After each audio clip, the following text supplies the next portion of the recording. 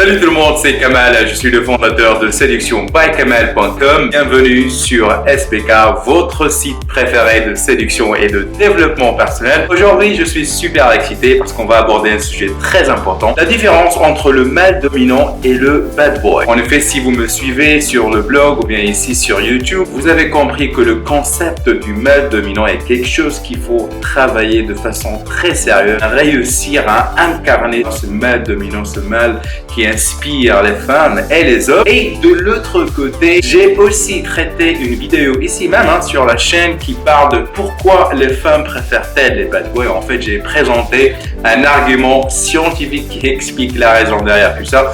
D'ailleurs, je vous recommande d'aller regarder cette vidéo plus tard. Pourquoi je fais cette présentation aujourd'hui? Parce que la ligne qui sépare le mâle alpha et le bad boy est très fine. Donc en fin de compte, on se perd. Faut-il devenir un bad boy pour vraiment attirer les plus belles femmes, ou bien faut-il devenir un mâle dominant pour attirer les femmes, ou les deux, Parce que comme je l'ai dit, la ligne qui sépare les deux concepts est vraiment fine, et d'où l'intérêt de la présentation que je vous ai préparée aujourd'hui. Donc ce qu'on va faire, c'est que je vais passer sur mon ordinateur et on va découvrir la présentation ensemble. Je vous retrouve à la fin.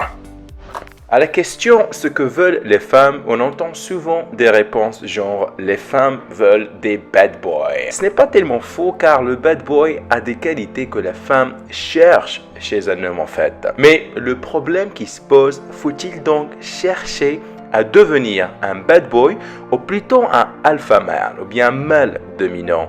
Comme je l'ai dit au début, le bad boy attire les femmes car il a des qualités intéressantes. Comme par exemple, il est spontané, mystérieux et toujours prêt à se battre pour protéger sa dulcinée. La femme en question se sent alors protégée, idolâtrée et notre ami bad boy marque de bons points. Le problème, c'est que ça ne dure jamais en fait. Une femme intelligente, il faut bien signaler le mot intelligente, ne finira jamais sa vie avec un bad boy car elle sait tôt ou tard, le bad boy se fera chier avec elle et ira chercher ailleurs.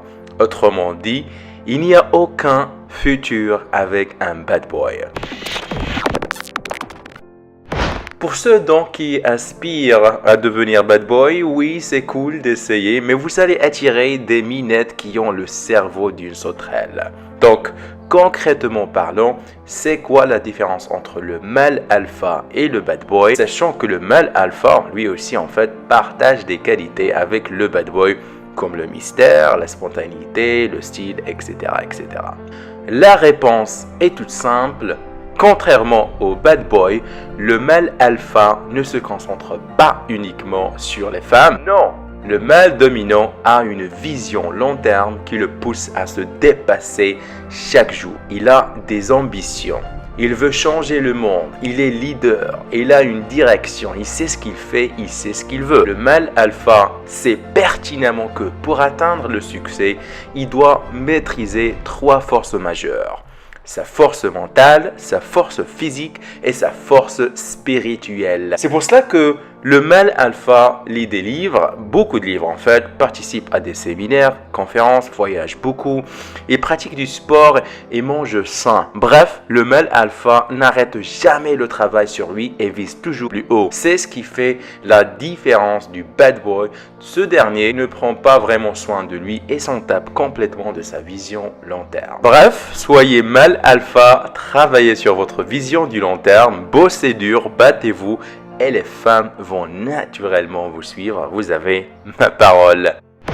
Alors si vous avez aimé cette présentation, alors vous allez adorer ma nouvelle formation Redevenir un homme, le système en 3 étapes pour en finir avec la peur du rejet. Dans cette formation, je vous apprends entre autres l'élément majeur qui cause dans 99% des cas cette fatidique peur du rejet. Je vous montre comment vous débarrasser radicalement de cet élément afin que vous puissiez vous libérer et rebâtir votre confiance en vous. Ma méthode pour bien gérer le rejet des autres, comment reprendre le contrôle de la situation et comment recadrer les choses à votre avantage. Astuce tellement facile que vous allez être surpris. Les 6 exercices efficaces que vous devez faire pour vous débarrasser de la peur du rejet et de la timidité une bonne fois pour toutes. L'exercice numéro 2 doit être fait quotidiennement. Comment arrêter de chercher la validation des autres et pourquoi c'est crucial pour votre développement personnel.